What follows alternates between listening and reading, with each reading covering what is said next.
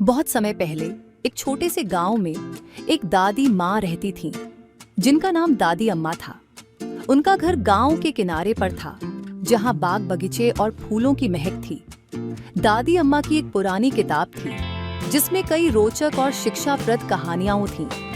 बच्चे अक्सर उनके पास आते थे, उनके पैरों के पास बैठकर कहानियां सुनने के लिए बेताब रहते थे। दादी अम्मा की आंखों में एक खास चमक होती थी जब वे अपने अनुभव साझा करती थीं। एक दिन गांव के बच्चे खेलकर थककर दादी अम्मा के पास आए। उन्होंने कहा, दादी आज हमें एक नई कहानी सुनाइए। दादी अम्मा ने मुस्कुराते हुए कहा, बिल्कुल, आज मैं तुम्हें एक विशेष कहानी सुनाने जा रही हूँ। यह कहानी हमें एक महत्वपूर्ण पाठ सिखाएगी।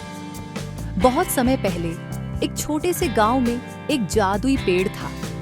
इस पेड़ की खासियत थी कि इसके फल सुनहरे थे। लोग कहते थे कि जो भी एक फल खाता उसे एक अद्भुत शक्ति मिलती थी। लेकिन इस पेड़ के पास एक नियम था, केवल वही व्यक्ति फल खा सकता था जो दूसरों की मदद करने के लिए तैयार हो। गांव में एक लड़का था जिसका नाम मोहन था। मोहन बहुत दयालु और मददगार था। वह हमेशा अपने दोस्तों और पड़ोसियों की सहायता करता था। गांव के बच्चे उसे बहुत पसंद करते थे। मोहन के माता पिता भी उसे इस गुण के लिए बहुत प्यार करते थे। एक दिन मोहन ने सोचा कि क्यों न उस जादुई पेड़ के फल को आजमाया जाए। उसने मन में सोचा, अगर मुझे शक्ति मिलेगी तो मैं अपने गांव की और भी मदद कर सकूंगा।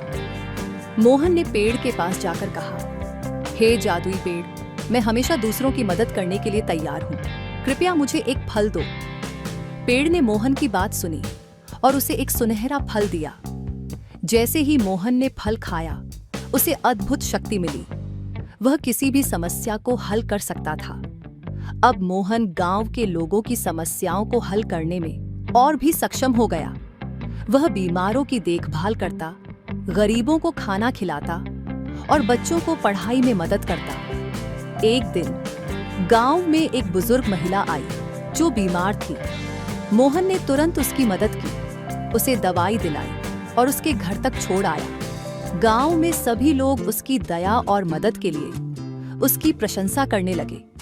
सभी ने कहा, मोहन, तुम सच में एक नायक हो। लेकिन एक दिन गांव में एक लालची व्यापारी आया। उसका नाम रामू था। रामू ने देखा कि मोहन के पास अद्भुत शक्तियां हैं और वह उसकी ताकत का फायदा उठाना चाहता था। उसने मोहन से कहा, अगर तुम मुझे वह फल दे दो तो मैं तुम्हें बहुत सारे पैसे दूंगा। मोहन ने सोचा, अगर मैं फल दूंगा तो मुझे पैसे मिलेंगे और मैं और भी लोगों की मदद कर सकूंगा। लालच में आकर उसने फल दे दिया। जब व्यापारी ने फल खाया, उसने अपनी लालच में पेड़ को काटने का निश्चय किया। उसने अपने कुछ मजदूरों को बुलाया और पेड़ को काटने के लिए भेजा। पेड़ के कटने से गांव में अंधकार छा गया। अब गांव के लोग दुखी और चिंतित थे। मोहन ने अपनी गलती समझी और सोचा कि उसे कुछ करना होगा। मोहन ने ठान लिया कि वह इस स्थिति को सुधारने के लिए कुछ करेगा। उसने गांव वालों को इकट्ठा किया और कहा, हमें मिलकर इस पेड़ को पुनर्जीवित करना होगा। अगर हम एकजुट होकर काम करेंगे तो हम अपनी खुशियां वापस पा सकते हैं। गांव के सभी लोग मोहन की बात सुनकर उसके साथ हो गए। उन्होंने मिलकर पेड़ के चारों ओर प्रेम और सहयोग का वातावरण बनाया।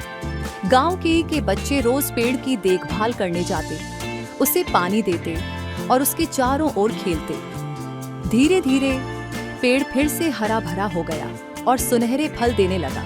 दादी अम्मा ने बच्चों से कहा, इस कहानी से हमें यह सीख मिलती है कि असली ताकत पैसे या जादुई शक्तियों में नहीं, बल्कि दूसरों की मदद करने में है।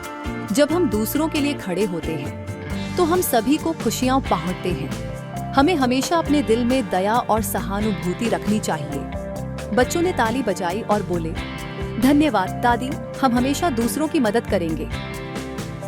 और इस तरह दादी अम्मा ने अपने बच्चों को एक महत्वपूर्ण सीख दी जो हमेशा उनके दिलों में रहेगी। बच्चों ने तय किया कि वे भी मोहन की तरह दयालु और मददगार बनेंगे। उन्होंने यह भी समझा कि जब हम मिलकर काम करते हैं तो किसी भी समस्या का हल मिल सकता है। इस तरह दादी अम्मा की कहानी ने बच्चों को न केवल मनोरंजन दिया, बल्कि उन्हें जीवन के महत्वपूर्ण मूल्यों से भी अवगत कराया।